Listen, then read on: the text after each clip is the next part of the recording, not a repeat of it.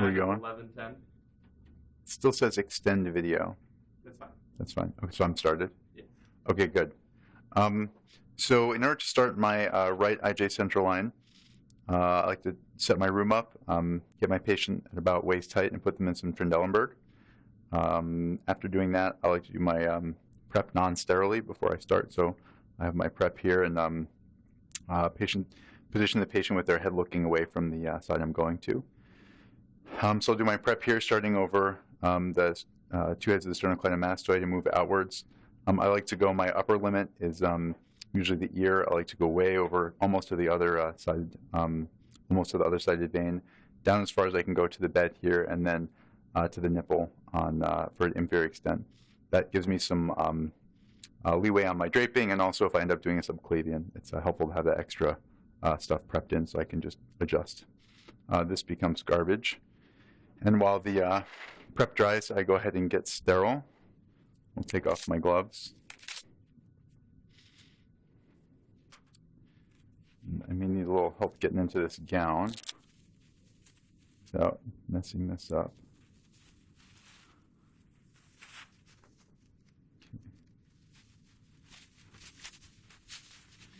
Okay. Usually I would put my gloves on using sterile technique, but because we have different materials today, I'm just going to put them right on.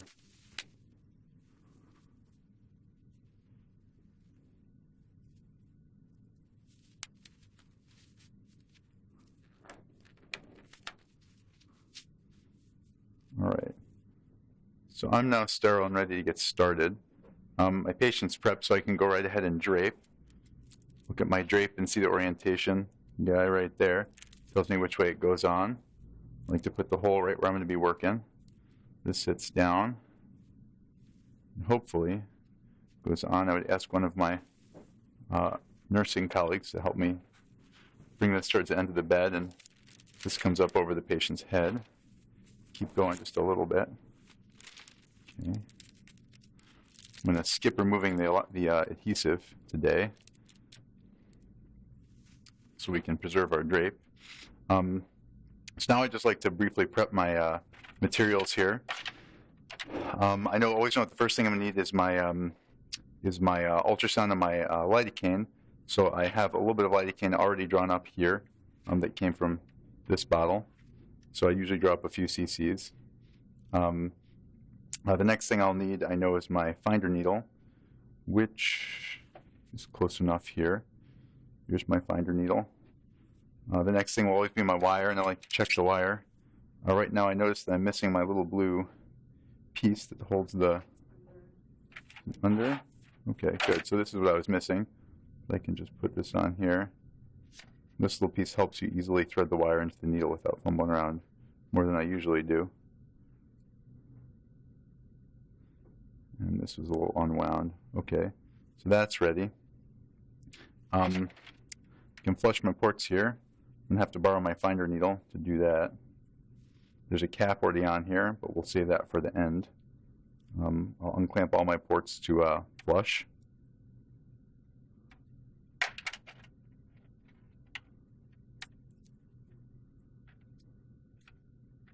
With some saline, see that they all come out. 1,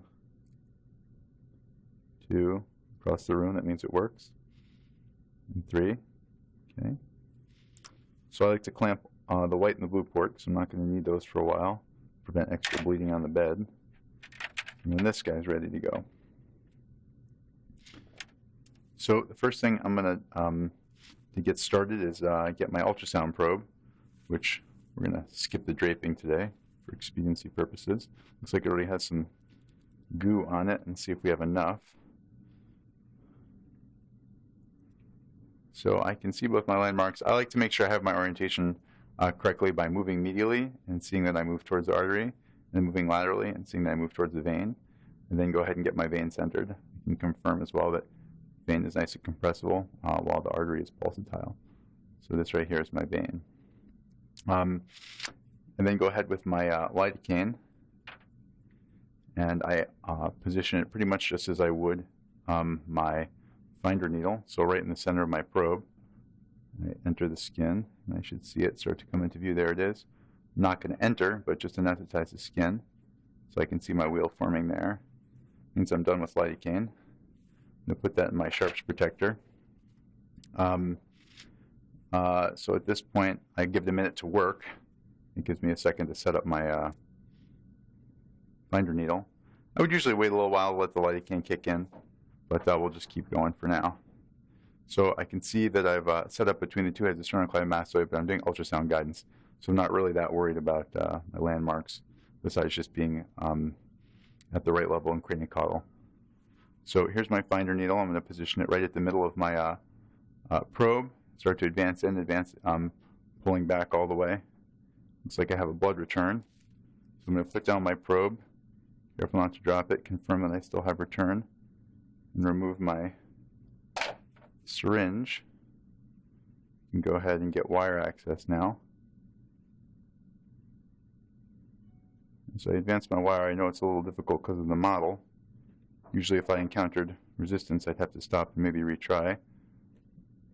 And usually stop when I'm satisfied I have enough in the patient that I have access and before I get ectopy. So at this point, I can take this stuff off, re-grab my ultrasound probe, and check that my wire's in the vein. You can see it right in the middle there, and I like to get a long axis view as well. You can see, not that great detail, but there it is. There's the wire entering the vein. So I'm pretty confirmed that I'm in the right spot. You can move medially and see the artery, nothing in there besides flow. So happy now I can take my needle out, and I'm going to go ahead and make my nick so I can pass my dilator. That's done. Sometimes that bleeds a little bit. I have to just keep a gauze over there to prevent the patient from getting wet. So now I'm going to pass my catheter in, keeping control of the wire. Here this goes. Now, sometimes you have to pull the wire back a little bit to see it come out that red port. But now I see it back here, so I can grab here and advance at the skin. At the IJ, usually going in about 15 centimeters in an average sized patient. So 15, it's going to be not quite yet. That's about right. Okay, so now that I have my catheter in, I'll take out my wire.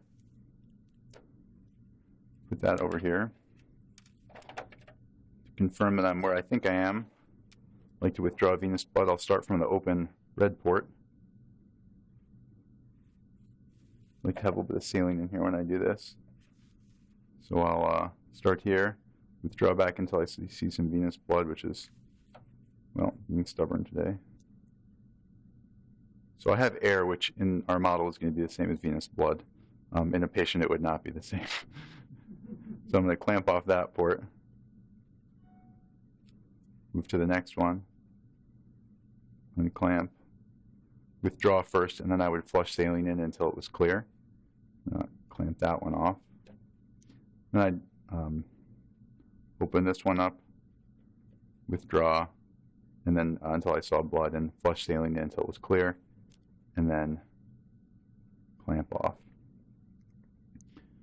So I'm satisfied that I have my line in a good position. I want to go ahead and sew it in. Looks like we have a stat lock for that. The stat lock goes on here, usually right near the skin. This little blue piece locks it on. And then I take my stitch, and with a needle driver, if we had one, I would put in stitches in either one of these blue holes, probably after doing some more lidocaine, which I guess I can show you. A little bit of lidocaine left over, I can put it in these areas so that they don't feel my stitches going in and get angry at me at the end. Secure that. Then I would put on my sterile dressing, and the last thing I would do would be to add these caps to our ports, all three of them.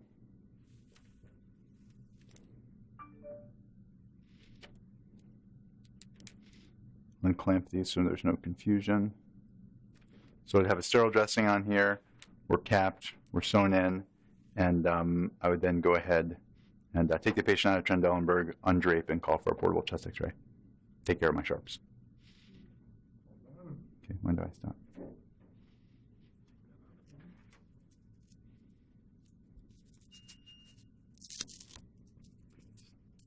Terrific. Just unplug this here. All right. Might not heard of it. That was pretty good. Considering it's been like 4 years since. It's been